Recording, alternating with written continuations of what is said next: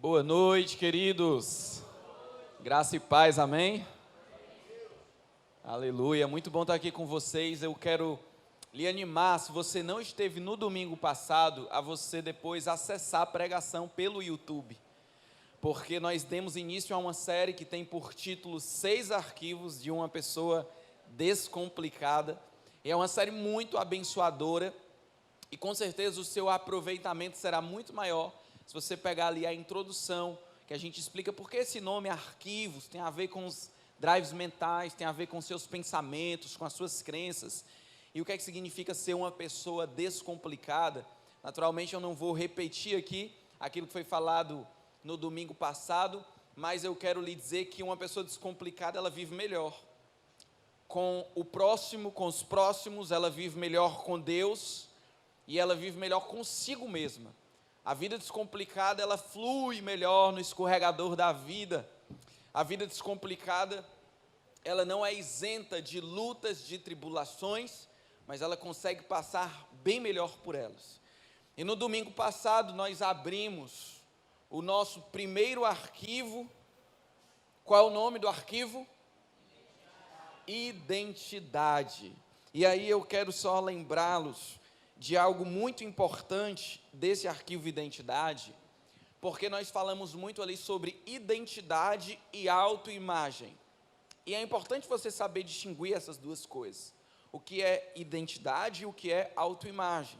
Identidade é quem você é de verdade. E quem você é de verdade é quem Deus diz que você é. Quando Deus olha para ti e diz assim, você é isso, então é exatamente isso que você é. Porém, muitas pessoas têm uma autoimagem, e a autoimagem é como você se percebe. A autoimagem é como você se vê. E tem muitas pessoas que têm uma autoimagem diferente da identidade. Talvez alguém tenha uma identidade, ali consta o nome José Ayrton, e consta que a pessoa nasceu em 89, tem 32 anos, é natural de Fortaleza, é brasileiro, mas a pessoa, não, eu não sou José Ayrton, eu sou José Felipe, e eu nasci em 48, e eu não sou do Brasil, eu sou da Índia. Querido, se a pessoa está confusa em relação, não vai mudar a identidade é quem ela é, não tem como ser alterada. Agora, a autoimagem é a maneira como ela se percebe, e muitas vezes isso está diferente. Muitas vezes a maneira que você se percebe é diferente da maneira que Deus te percebe.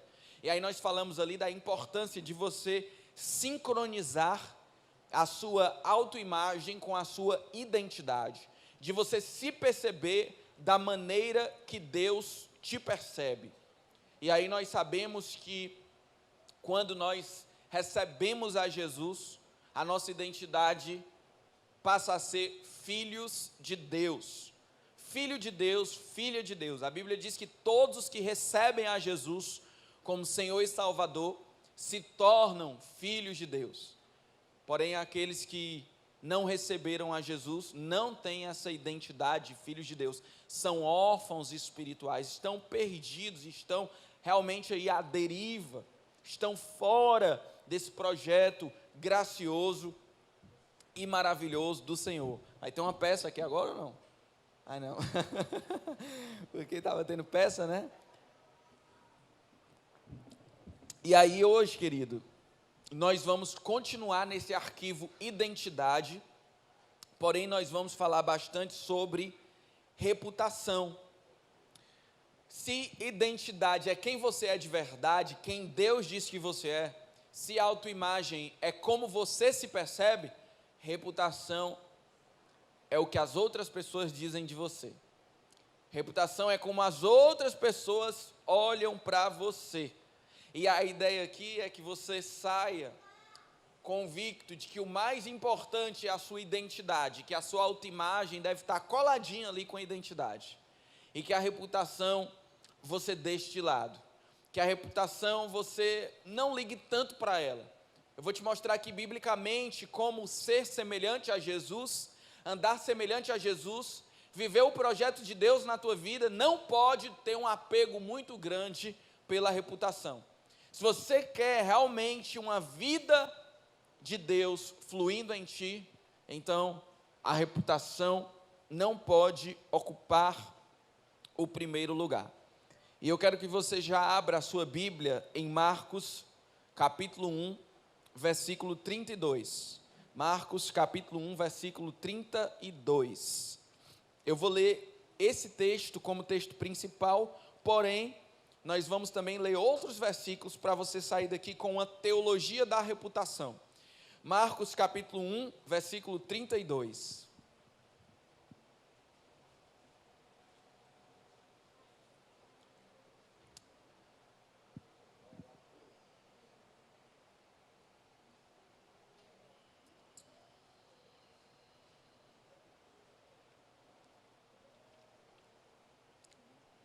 Amém, queridos? Tem alguém vivo aí? Alô? Quantos lembram do alô? O alô foi um irmão que a gente chamou aqui dos Estados Unidos, sempre o povo ficava calado, ele alô? Estão com saudade do alô? Traga ele de novo. Marcos capítulo 1, versículo 32. Amém? Alô? Amém, né? Então vamos lá fazer a leitura. É o seguinte, eu vou ler do versículo 32 até o versículo 41. Se você puder acompanhar na sua Bíblia, joia. E eu vou fazer algumas pausas para comentar, tá bom com vocês? A gente já vai fazer uma leitura aqui expositiva, comentando algumas questões, e aí depois nós seguimos no raciocínio bíblico. Mas fala que à tarde, depois do pôr do sol, trouxeram a Jesus todos os enfermos e endemoniados. Toda a cidade estava reunida à porta da casa. E aqui eu já quero que você imagine a cena. Entra na cena. Usa a tua imaginação para entrar na cena. A Bíblia diz que toda a cidade estava ali na porta da casa de Jesus. Gente, são muitas pessoas. Toda a cidade na porta da sua casa, já pensou? Pedindo um cafezinho. Quantas garrafas de café a Nubia ia ter que fazer? Então toda a cidade estava ali na porta de Jesus, sendo uma força de expressão ou não, eu sei que era muita gente, e eu sei que Jesus era muito procurado, Jesus era muito badalado, Jesus estava aqui no ápice da sua popularidade, como se não bastasse, ele curava muitas pessoas, expulsava muitos demônios, então essa popularidade só crescia. Ele curou muitos dos que se achavam doentes, de todo tipo de enfermidade, também expulsou muitos demônios, não lhes permitindo que falassem, porque sabiam quem ele era.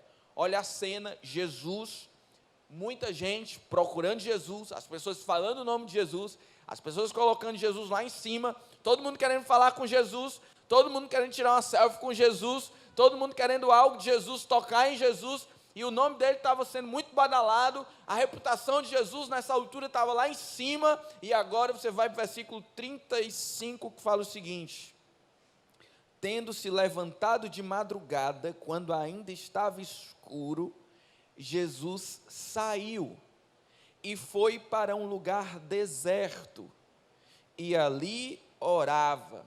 Eu quero que você perceba que Jesus saiu de todo aquele contexto de badalação, de curtidas, de likes, de comentários, de pessoas procurando. Ele saiu daquele cenário de um monte de gente, ele saiu de fininho, de madrugada, escuro, e ele foi para um local deserto, para falar com Deus, para ouvir a Deus e para orar.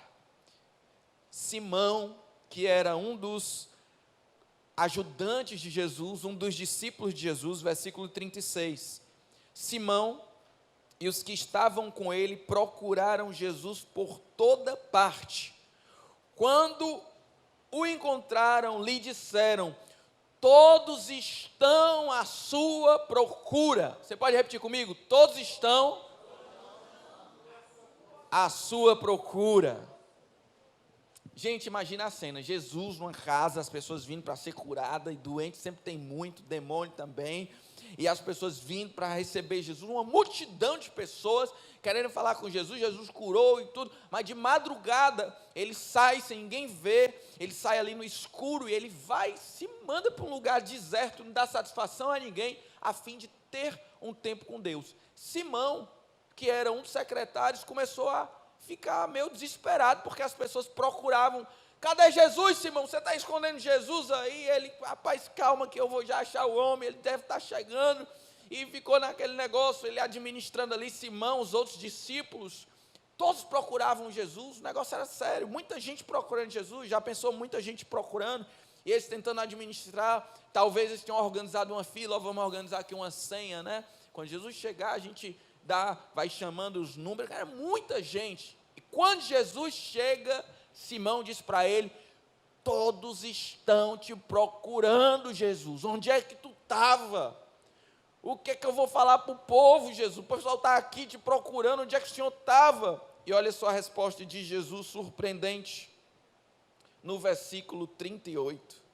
Jesus, porém, lhes disse: vamos para outros lugares, aos povoados vizinhos, a fim de que eu pregue também ali, pois para isso que eu vim. Então ele foi por toda a Galileia, pregando nas sinagogas deles e expulsando os demônios.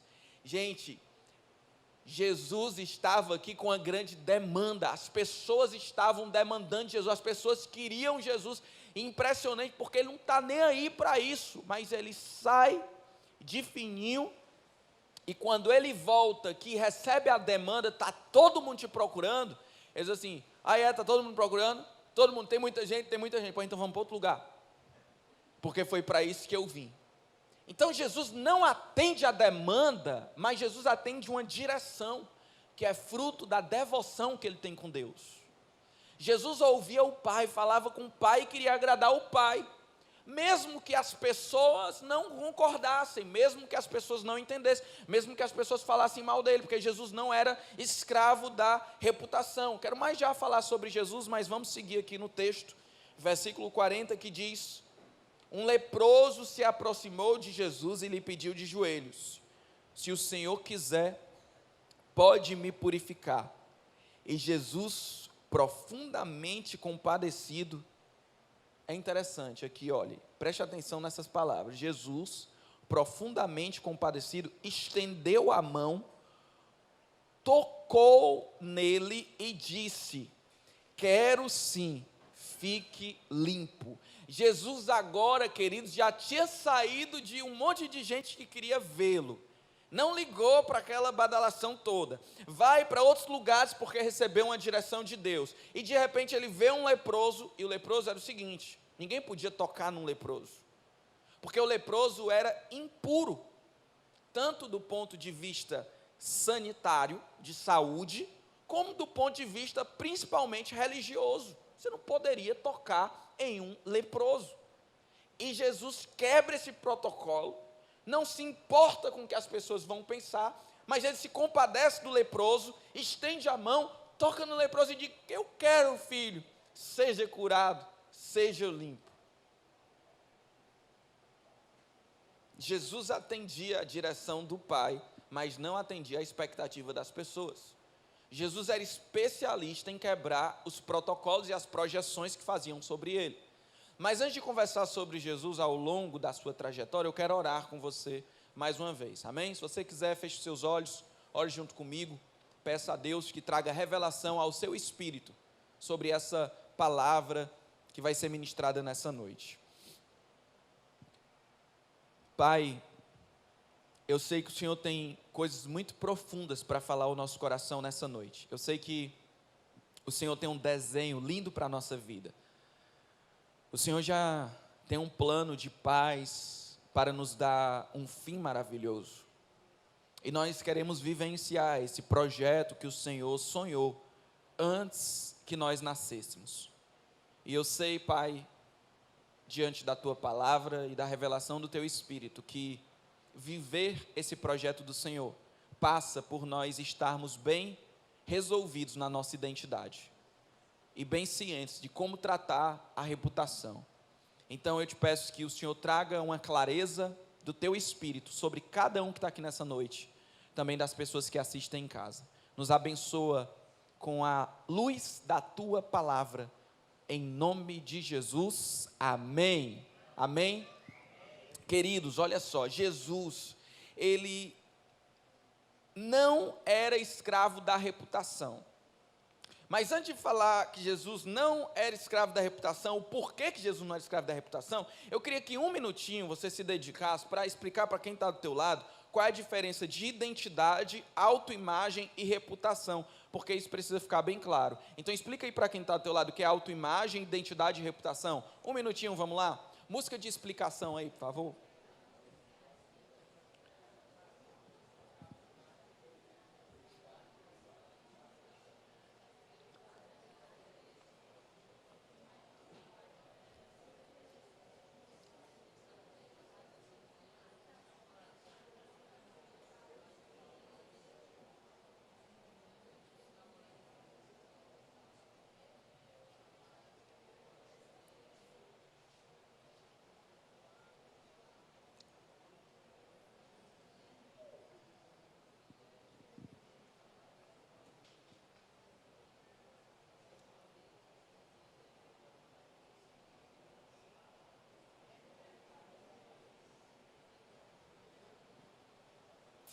Beleza, beleza?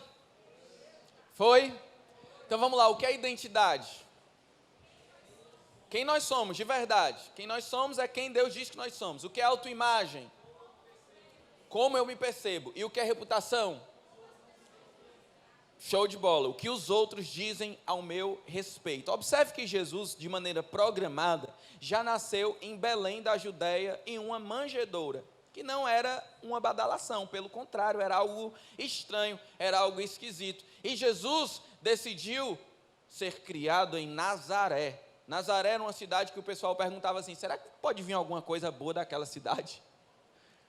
Será que pode vir alguma coisa que preste dali? Era justamente Nazaré, foi ali que Jesus foi criado, e a reputação dele era Jesus de Nazaré.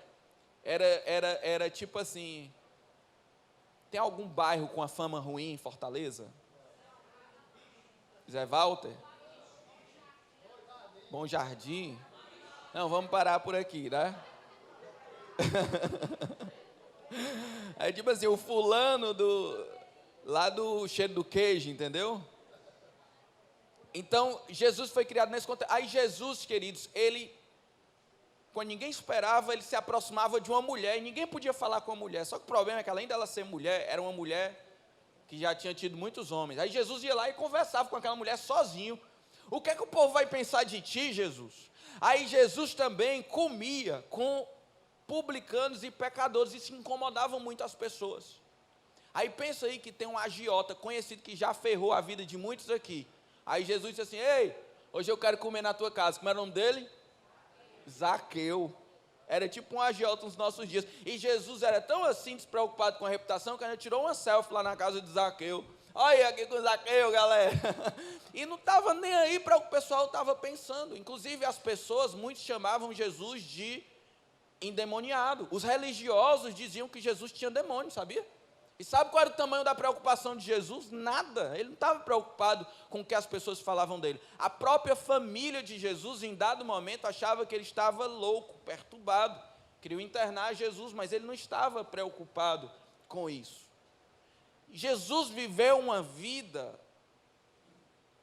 semelhante a esse texto que nós lemos, não para atender à expectativa das pessoas, mas para atender o chamado que o Pai tinha para ele. E o Pai olhou para Jesus e liberou uma palavra, tu és o meu filho amado, em ti eu me agrado. E Jesus vivia nessa palavra todos os dias. Jesus se alimentava dessa palavra, essa palavra mapeava os caminhos de Jesus. E ele não se importava muito com o que as pessoas falavam a respeito dele. Teve uma hora que queriam levantar Jesus como rei, Jesus é nosso rei. Aí Jesus disse assim, esse povo está falando isso, sabe por quê? Porque comeram pão e peixe. Então o povo que quando você dá um negócio aqui, eles já querem, mas não estão entendendo direito o reino de Deus não. Jesus não se empolgou. Aí depois ele pega lá em João 6 e dá uma palavra, meu irmão, poderosa para esse povo, aquela palavra divisor de águas. Ele diz assim, ó, quem de mim se alimenta, por mim viverá. Moisés, que é o bambambam de vocês, trouxe pão, o maná, mas o povo comeu e morreu. Porém, quem de mim se alimenta viverá eternamente. eu sou o pão vivo que desceu do céu. E aí as pessoas ouviram aquele discurso e ficaram escandalizadas e deixaram Jesus. A multidão que queria colocar Jesus como rei, deixou Jesus. Aí Jesus chegou para perto dos que estavam mais perto e disse assim: vocês não vão me deixar não posso ficar sozinho. Foi isso que ele disse? Não, ele disse: ei, ficou esse pouquinho aqui? Querem também? Se quiser pode ir. Eu estou aqui cumprindo a minha missão, se quiser, pode ir. Aí Pedro disse assim: Senhor, para quem iremos, se só tu tens as palavras de vida eterna? Então pode ficar. Uma hora quiseram seguir Jesus, Jesus quer te seguir. Ele disse assim: olha, as raposas têm covis, as aves dos céus têm ninho, mas o Filho do Homem não tem onde reclinar a cabeça. Aí outro chegou para Jesus: Jesus, eu quero te seguir. Ah, você quer me seguir? Pois então você tem que amar mais a mim do que a sua mãe. Está disposto? Mais a mim do que o seu trabalho. Está disposto? Mais a mim do que a própria vida. Está disposto? Porque aquele que não renuncia a tudo quanto tem, não pode ser meu discípulo. Gente, alguém politicamente correto não fala o que Jesus fala. Alguém preocupado com reputação e com curtida não vive a vida que Jesus viveu. Mas ele era assim. E se nós quisermos ser semelhantes a Jesus, nós devemos buscar essa vida. Agora, já muitas vezes no berço, nós somos ensinados a algo diferente. Porque, queridos, muitas vezes os nossos pais, e nós como pais, se não vigiarmos, ensinamos os nossos filhos mais aquilo que é aceitável perante as pessoas naquele momento do que o que é correto. Muitas vezes os pais estão mais preocupados com o que vão pensar do que o que é que o meu filho está se formando, o que é que o meu filho está se tornando. E ontem eu fui provado por isso. E com essa palavra fresca, eu dei uma respirada e reagi diferente do instinto. Porque o meu filho Miguel, ele tem umas pilhas alcalinas bem carregadas nele, sabe? Ele tem muita energia e tudo, e ele está aprendendo ainda a gerenciar as emoções. E ele, apesar de não assistir televisão, nada de violência, de vez em quando ele tem um ímpeto de querer bater, né? É a natureza de Adão que já está nele. E aí, queridos, tem vezes que ele bate mesmo, você vê que é uma teimosia. E o Miguel já levou disciplina de amor por conta dessa teimosia de querer bater, de querer... Mas ontem, a gente estava recebendo umas pessoas lá em casa. E o Miguel está entendendo o Noah. O Noah é um filhinho mais novo que a gente tem, o Miguel está num processamento, aí vê que a atenção agora não está toda para ele, mas ele está bem elétrico. E aí o Miguel vem correndo, papá! Inclusive, a primeira palavra que o Miguel falou foi papai. Aí ele ficou de greve, passou quase um ano sem falar papai e voltou a falar agora no Dia dos Pais. Graças a Deus. Aí ele falou, papá! Aí eu botei o meu braço, aí ele veio do jeito que ele veio, buf, na minha cara. E o pessoal assistindo, né? Queridos, eu confesso para você que naquele primeiro momento o que mais me incomodou não foi o tapa, foi a vergonha do povo assistindo. E deu vontade de corrigi-lo, não pelo tapa, porque ele não fez com maldade. Eu vi que naquele momento foi fruto de uma empolgação, de uma motivação. Mas assim, eu tenho que dar uma satisfação aqui para o povo. Eu sou o homem da casa, não posso ficar desse jeito. Então, mas aí eu lembrei dessa palavra, rapaz, às vezes a gente faz as coisas mais para mostrar para os outros a reputação, do que porque realmente precisa fazer. Então, naquele momento eu respirei e disse, filho, calma, respira, aleluia. Mas, muitas vezes, desde cedo, nós somos criados de uma maneira mais para parecer para as pessoas, do que para sermos pessoas íntegras diante de Deus. Olha o que o pastor está vendo, olha o que eu vou falar para o fulano. Então, tem a ver com a reputação, do que a ver com um caráter firme, formado em Jesus. Também comentei com a minha esposa que a gente tem que ter um cuidado nessa coisa de mostrar para as pessoas as habilidades dos nossos filhos, porque a gente como pai fica tão feliz com tudo que acontece, que a gente quer mostrar para as outras pessoas, mas se não tomar cuidado, o filho é um circo, todo canto monta um circo para fazer a apresentação. Aí justo na hora de apresentar ele não faz, só de ruim, né, para mostrar que não é assim. Mas os pais, muitas vezes eles induzem a isso, sabe? A você mostrar para as outras pessoas o que você está aprendendo, e o seu valor vai sendo formado de acordo com isso, e passa-se a dar muito valor para a reputação, passa-se a dar muito valor para o que os outros pensam, passa-se a dar muito valor para a aparência. E o que eu quero aprender aqui junto com você é que para servir a Deus, essa não é a prioridade. Para servir a Deus não importa tanto o que estão falando de você.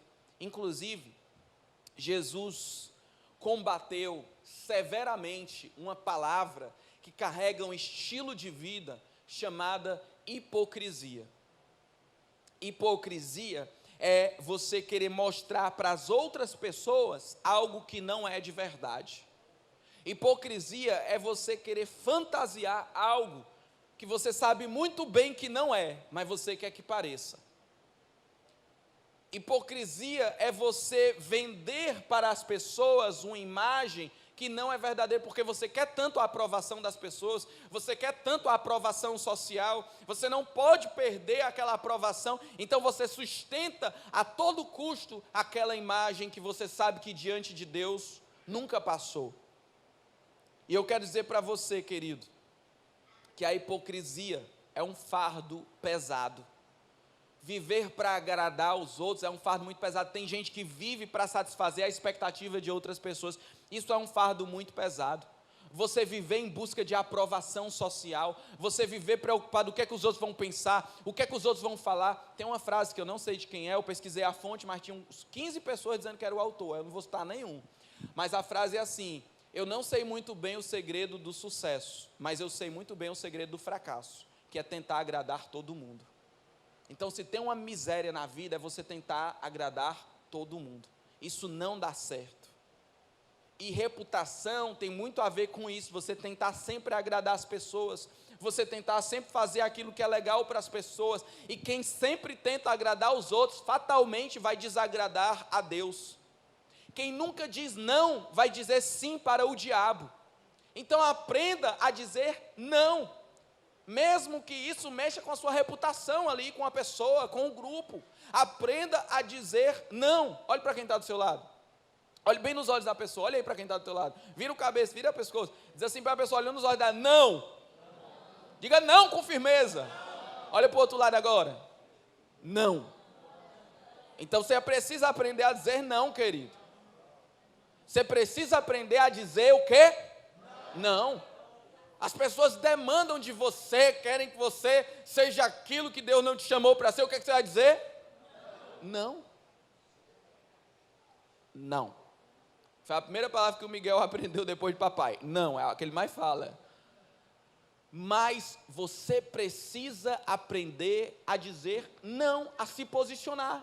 Mesmo que isso custe aquela reputação que você está formando perante as pessoas. Aprenda a dizer não, porque quem sempre diz sim, vai dizer sim para o diabo, e automaticamente vai dizer não para Deus. Sobre esse tema, reputação, eu quero ler alguns versículos bíblicos com vocês. Eu vou mandar todas essas passagens lá no grupo da mentoria, no WhatsApp, não vou esperar que você abra para a gente otimizar o nosso tempo. Mas olha aqui ao longo da palavra, como esse tema é forte e é importante para você viver a vontade do Senhor na sua vida. Atos 5:29, Pedro e os demais apóstolos afirmaram: é mais importante obedecer a Deus do que aos homens. Gálatas 1:10, Paulo fala o seguinte: por acaso eu procuro agora o favor das pessoas ou o favor de Deus? Quem é que você está buscando agradar em primeiro lugar? É a Deus ou as pessoas? Aí ele diz algo que poderia ser o slogan dessa pregação, que ele diz o seguinte: se ainda estivesse procurando agradar pessoas, eu não seria servo de Cristo. Não dá para servir Jesus e viver para agradar as pessoas. Porque quando você está servindo a Deus, em vários momentos, assim como Jesus, você vai desagradar as pessoas. você vai frustrar a expectativa das pessoas. Eu não estou dizendo com isso para você ser uma pessoa desagradável, para você ser uma pessoa chata, inconveniente, não é sobre isso. Até porque o fruto do Espírito é amabilidade, a pessoa que é fácil de amar. Mas eu estou dizendo que você não pode viver em primeiro lugar para agradar as pessoas. Você tem que viver em primeiro lugar para agradar a Deus. Porque não dá para ser servo de Cristo e querer agradar as pessoas em primeiro lugar. Gálatas 1:10 fala sobre isso. Paulo fala lá em 1 Tessalonicenses 2, versículo 4, que nós falamos não para agradar pessoas, e sim para agradar a Deus, que prova o nosso coração. Nós jamais buscamos elogios das pessoas, nem de vocês, nem de outros. Sabe algo poderoso, querido? Quem depende de elogio desmorona na crítica. Tem pessoa que é dependente de aprovação, dependente de elogio, e quando vê uma crítica, a pessoa desmorona. Elogio é bom, mas nós não podemos depender deles. Nós não podemos viver baseado neles, nós não podemos fazer as coisas esperando um elogio. Paulo diz aqui: eu não prego para agradar vocês não, meus irmãos. Eu prego para servir a Deus, para cooperar com o propósito dele. Atos 4:18. Chamaram Pedro e João e lhe ordenaram, não pediram, tá? Lhe ordenaram que de modo nenhum falassem no nome de Jesus. Mas Pedro e João responderam: não, vamos obedecer essa loucura. Eles disseram: os senhores mesmos julguem se é justo diante de Deus ouvirmos antes aos senhores do que a Deus. Julga se é justo eu atender mais a tua expectativa do que a expectativa de Deus. Julga se é justo, Deus enviou seu Filho Jesus para morrer pelos meus pecados, e agora eu vou ter que manter a fita boa com você, mesmo desagradando com Deus. Isso não pode acontecer. Mateus 10:28, Jesus fala assim: não temam os que matam o corpo, mas não podem matar a alma. Pelo contrário, temam aquele que pode fazer perecer no inferno tanto a alma quanto o corpo.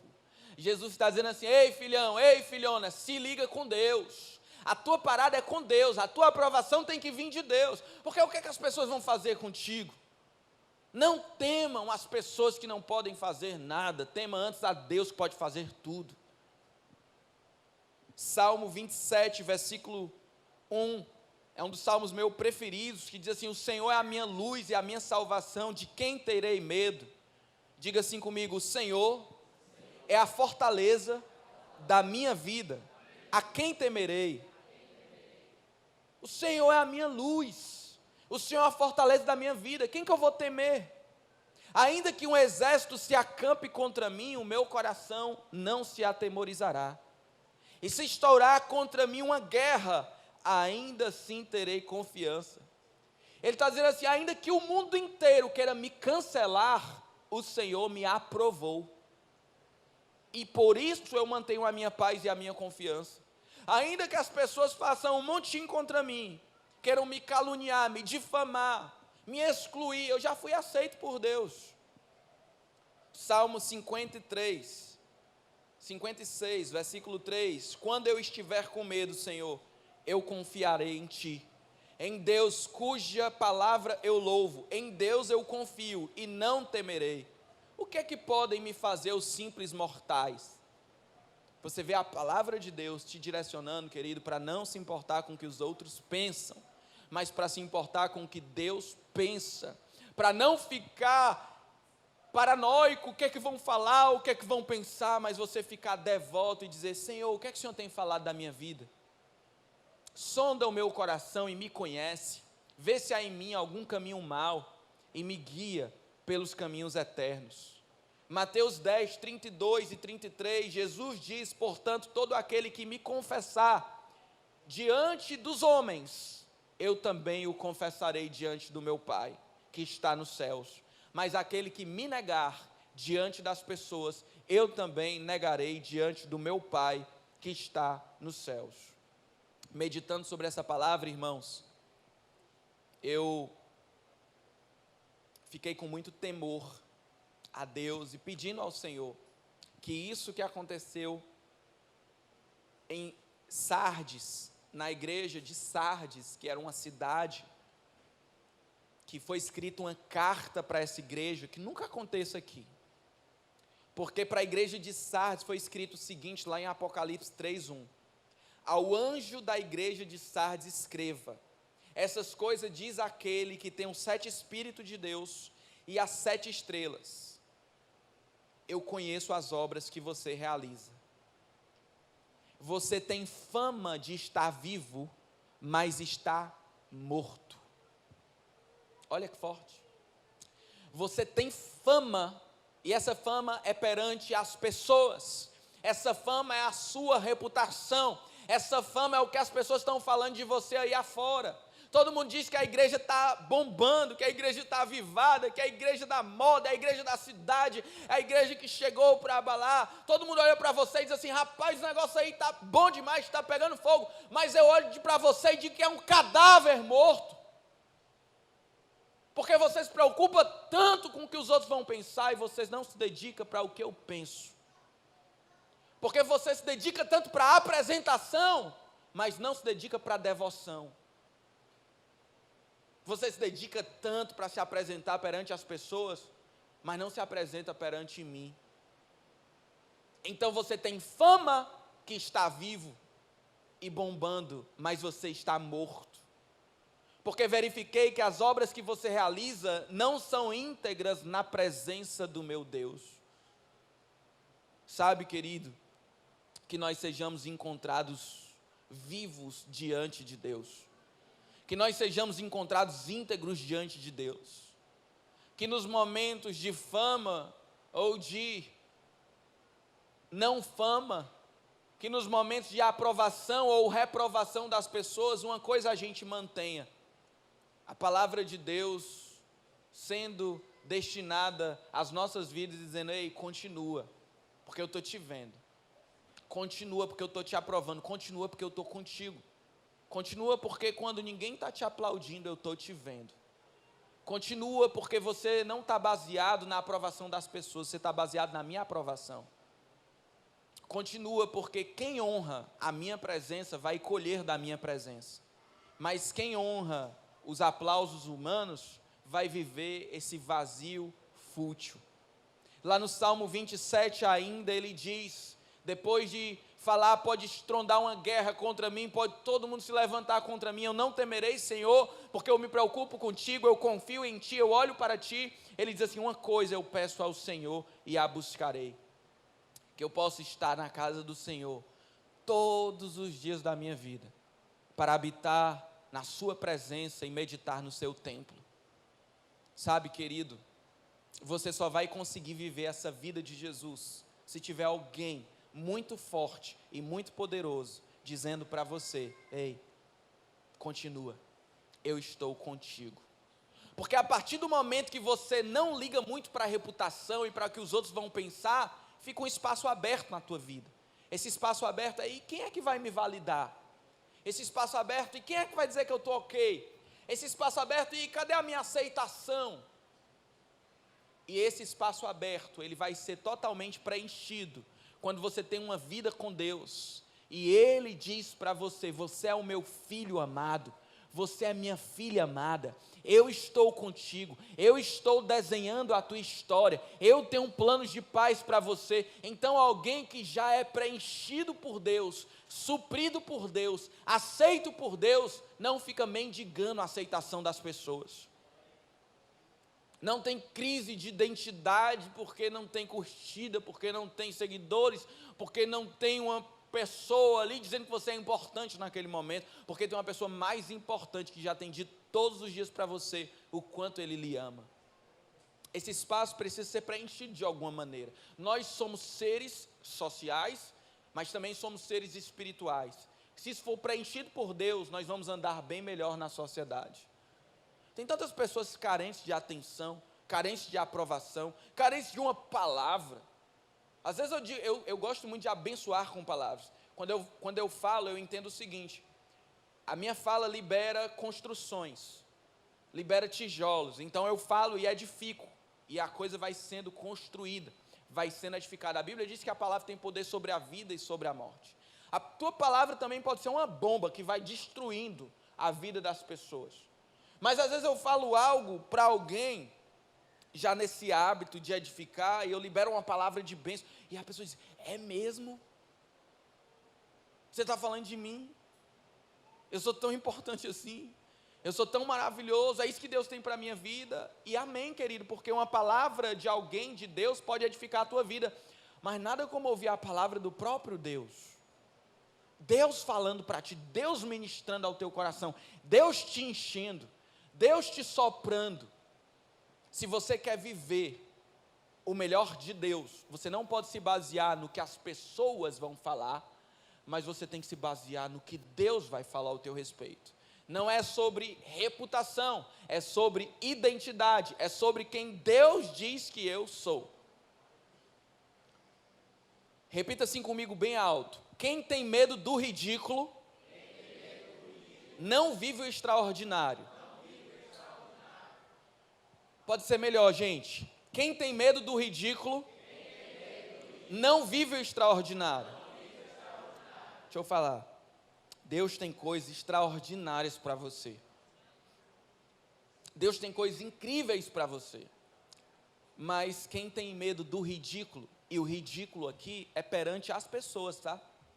Não se aproxima do extraordinário. Quem tem medo do que as pessoas vão pensar, não vai gritar, Jesus, filho de Davi, tem misericórdia de mim, cala a boca, cego, está atrapalhando aqui tudo, quero nem saber, Jesus, filho de Davi, tem misericórdia de mim. Jesus ouviu, ei, quem é esse que não se importa com o que os outros estão pensando? Quem é esse que está gritando aí feito um doido porque se importa com o que eu ouça? Manda ele para cá. E Jesus curou aquele cego. Outra vez, um grande homem chamado Naamã, um homem cheio de reputação, cheio de fama, cheio de postura, cheio de currículo, estava com uma doença terrível chamada lepra. A lepra pegou o Naamã para mostrar para ele que o que importa não é o que as pessoas falam, não é o que as pessoas fazem, não é a posição que as pessoas te dão, mas o que importa é o que Deus diz sobre a tua vida. Mas foi interessante o processo de Naamã, até pensei em pregar hoje sobre a história de Naamã, porque Naamã, com toda aquela pompa, ele ouve falar que tem um profeta de Deus lá em Israel, e pensa num profeta doido, foi esse que Naamã foi na casa dele. Quem sabe o nome? Eliseu, isso é uma enciclopédia bíblica, viu? Naamã foi na casa do Eliseu, e pensa num profeta doido, porque Naamã, gente, era como se fosse assim, um cara, nos nossos dias, um governador, um cara muito importante, um cara assim bem, sabe, solicitado, 2 milhões de seguidores. Naamã era um cara assim bem cotado mesmo, e ele chega lá na casa de Eliseu, e pode ter certeza que a casa de Eliseu era uma casa simples, não que uma casa rica seja ruim, mas Eliseu tinha uma morada simples, e Naamã viaja, e chega na casa de Eliseu, e quando chega na casa de Eliseu, Eliseu nem sai para cumprimentar Naamã. Eliseu manda um amigo dele que estava lá, manda o Naamã mergulhar 7 vezes lá no Lagamar, no canal do Lagamar, para ele ficar curado. Então você imagina o M. Dias Branco, que é um grande empresário, ele está com uma doença que ninguém cura, aí mandam ele lá para o Lagamar. Aí ele chega lá no Lagamar, naquele carrão dele, um monte de segurança e tudo, bate na porta. Eu queria falar aí com o profeta, aí vão lá falar com o profeta, ele disse que não vai sair para lhe atender não, mas mandou você dar 7 mergulhos ali no canal, que você vai ficar curado. Foi isso que aconteceu com Naamã, queridos.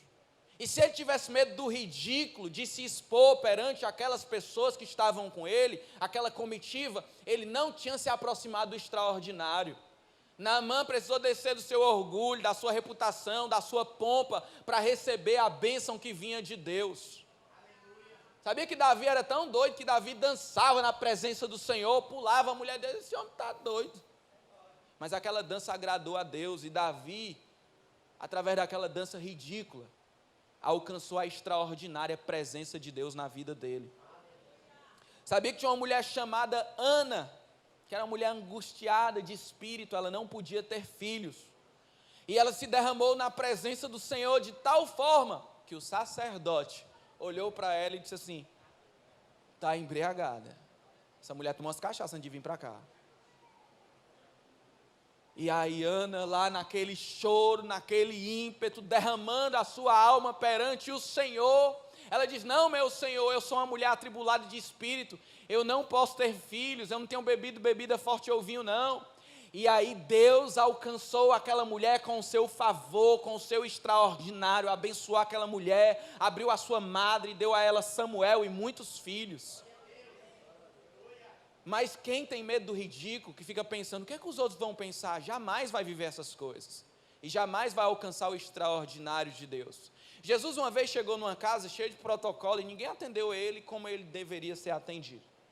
Receberam ele no padrão, aí ele chega na casa, tudo bem, oi Jesus, tudo bom, senta na mesa, todo mundo lá naquela frieza, de um protocolo, sem derramar-se aos pés de Jesus. Aí chega uma louca, que começa a chorar, e as lágrimas dela escorrem sobre os pés de Jesus, e ela começa a fazer algo sem se preocupar com o que os outros estão pensando, ela não estava nem aí, ela estava diante de Jesus, e ela derrama as suas lágrimas, e ela pega os seus cabelos, que era tão importante para a mulher. Se nos nossos dias o cabelo, já a mulher cuida muito, naqueles dias o cabelo tinha toda uma representação simbólica, sabe, de pureza, de um monte de coisa, mas aquela mulher não se importa, ela lava com as suas lágrimas, enxuga com seus cabelos. Aí as pessoas começam a criticar: ei Jesus, tu vai deixar essa mulher fazer um negócio desse? Que arrumação é essa? Que marmota é essa, Jesus? Jesus disse assim: olha, eu cheguei aqui, vocês não me trataram como eu deveria ser tratado, vocês nem lavaram os meus pés, que era um ritual próprio, quando você recebia alguém, queria honrar aquela pessoa que vinha com os pés sujos de terra da estrada, vocês não fizeram isso. Mas essa mulher, queridos, essa mulher, ela rompeu, essa mulher não está nem aí para o que vocês pensaram, essa mulher, ela passou por cima dos protocolos, essa mulher, ela chorou aos meus pés, essa mulher enxugou os pés do meu cabelo. Eu quero dizer algo para você: onde for pregar o evangelho, vão conhecer essa mulher. Jesus não quer pessoas apegadas à reputação. Jesus quer pessoas apegadas a Deus. Deixa eu perguntar para você, de 0 a 10, quanto que você se preocupa com a sua reputação? O que você já deixou de fazer de bom, que Deus colocou no teu coração, por se preocupar com o que os outros pensam? Quantas pessoas você já deixou de falar de Jesus? Viu aquela vontade, ei, fala do amor de Jesus. Aí você: não, o que é que ele vai pensar de mim? O que é que ela vai pensar de mim? O que é que vão falar de mim? E você não fez o que deveria ter feito, por conta da sua reputação. O quanto você depende da aprovação das pessoas para se sentir bem, para dormir bem. O quanto você depende da aprovação, do que as pessoas falam ao teu respeito, para se sentir bem. Isso tem a ver com a tua reputação. Deixa eu falar para vocês um testemunho meu. Posso falar? Posso falar esse testemunho? Quer saber ou não? Eu não tinha me convertido ainda, mas já fazia parte de um grupo, um pequeno grupo, de pessoas que falavam sobre Jesus. E esse pequeno grupo foi convidado para uma reunião no Aquaville. E nesse tempo o Aquaville reunia em Fortaleza a nata da cidade. Aquaville é um condomínio muito bacana lá no Porto das Dunas, e naquele tempo era o point da galera, da nata, era lá no Aquaville. O nosso líder tinha um apartamento lá, chamou a gente para ir para lá e pediu para a gente levar a Bíblia. Eu não usava a Bíblia, mas tinha uma Bíblia, levei a Bíblia porque o líder pediu. Fizemos lá nossa reunião e tal, terminou a reunião, a gente foi jogar bola e eu esqueci a Bíblia. Aí arrumamos as coisas e tudo, quando ia-se embora, eu: cadê a minha Bíblia? Vixe, acho que eu deixei ali do lado do campo, que foi o canto que a gente se reuniu. Quando eu volto para buscar a Bíblia, perto da Bíblia, ao redor da Bíblia, na verdade, porque estava num banquinho lá, tinha umas 15 pessoas. O que foi que você acha que eu fiz? Eu não fui buscar a minha Bíblia. Por que eu não fui buscar a Bíblia? Porque eu disse assim, vai que eles querem ler e se arrependem. Porque eu tive vergonha, querido. Eu tive vergonha de buscar a Bíblia. Porque eu pensei assim, o que é que eles vão pensar de mim? Como é que eles vão me olhar? Essa ruma de gente, se eu for buscar a Bíblia lá no meio deles. Estão tudo contando piada, brincando. Se eu for buscar essa Bíblia, o que é que eles vão falar? E tristemente, eu não fui buscar minha Bíblia. Ela ficou lá. E esses dias, enquanto eu preparava essa ministração, o Espírito Santo me trouxe à memória essa história. Não como culpa, porque Jesus pagou esse meu pecado. Mas como um testemunho de como alguém pode se envergonhar da palavra de Deus, do nome de Deus e de Jesus. Alguns anos depois, eu entro na faculdade, na Unifor, no curso de Humanas, um curso de Direito. E é um ambiente bastante hostil ao Evangelho. É um ambiente que não se tem muita abertura para pregar o Evangelho. É um ambiente onde o marxismo cultural está muito infiltrado e as pessoas que querem se posicionar como cristãs, elas são afastadas, rotuladas, mas ali estava eu na Unifor e todos os dias eu levava a minha Bíblia. Não como algo religioso, chato, mas como algo que estava tão ligado comigo que eu queria andar com ela. E várias vezes na Unifor, eu preguei a palavra de Deus. No intervalo eu centrava no CC. CC não era suvaqueira não, era o centro de convivência lá que tinha na Unifor. E lá no meio de gente e tal, falando de festa, de pegar menina, e eu com a minha amada palavra de Deus, com a Bíblia. E queridos, tem uma professora lá na Unifor, que o nome dela é Sandra Helena. Essa professora, quem passa por ela nunca esquece. E ela é quase uma terrorista.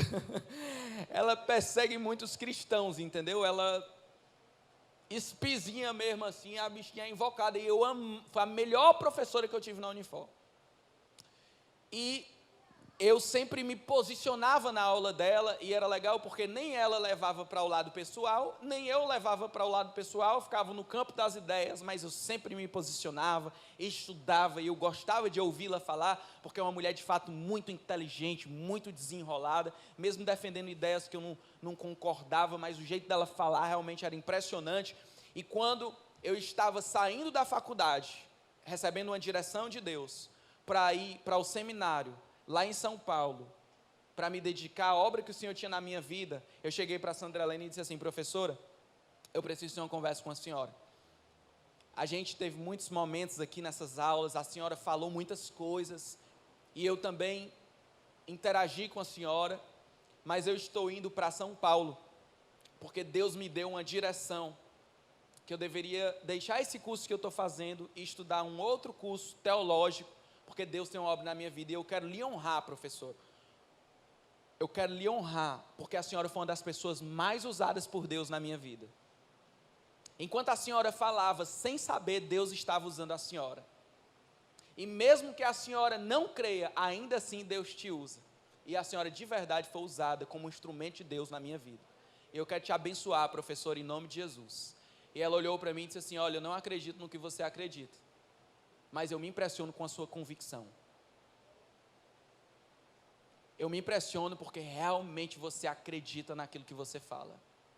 E isso é incrível. Houve uma transformação, queridos, na minha vida.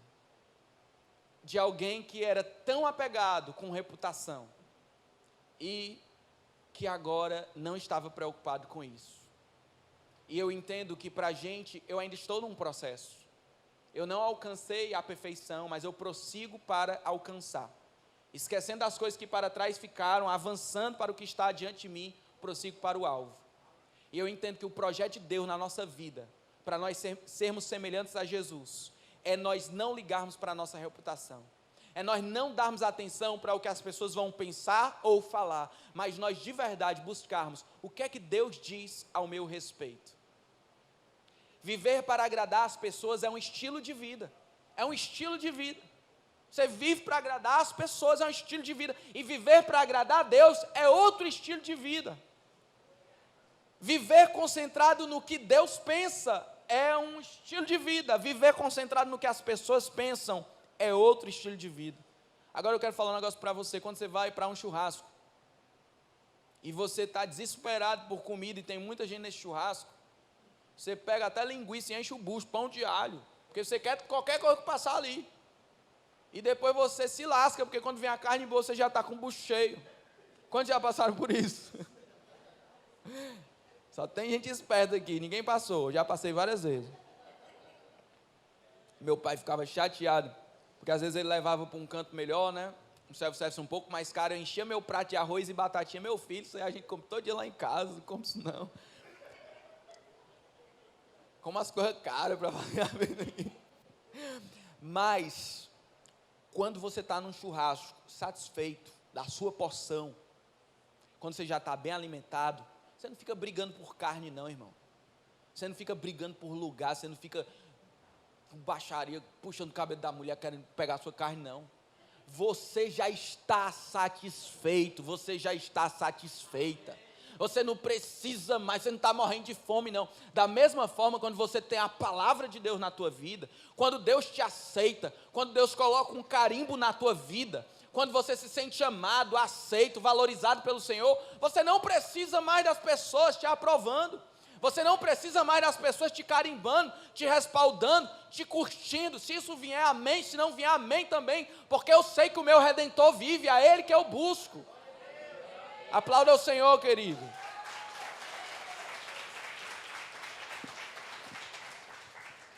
E eu estou finalizando já e quero relatar um livro que tem me provocado grandemente. Estou lendo um livro do Francis Chan, chamado Cartas à Igreja.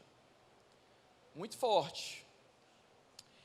E ele relata a experiência da própria vida, onde irmão Paulo, ele era pastor de uma mega igreja lá nos Estados Unidos, mais de 10 mil membros. E as coisas lá, os ministérios que vinham truando, fluindo, tudo acontecendo, sabe? Era a igreja dos sonhos para muitas pessoas. Só que ele começou a perguntar assim para Jesus: Jesus, o Senhor está satisfeito com essa igreja? O Senhor está contente com essa igreja? E Jesus começou a ministrar no coração dele que não era aquilo que ele queria, que perante as pessoas estava dando muito certo, mas não era aquilo que ele queria. E aquele homem corajosamente saiu de toda aquela estrutura multimilionária, multipopular, tudo que você imaginar, para começar um pequeno trabalho de discípulos na sua casa.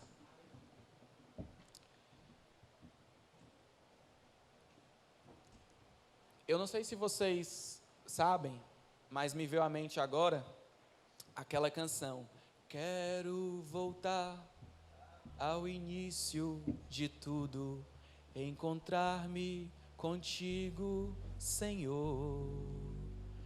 Quero rever meus conceitos e valores, eu quero reconstruir.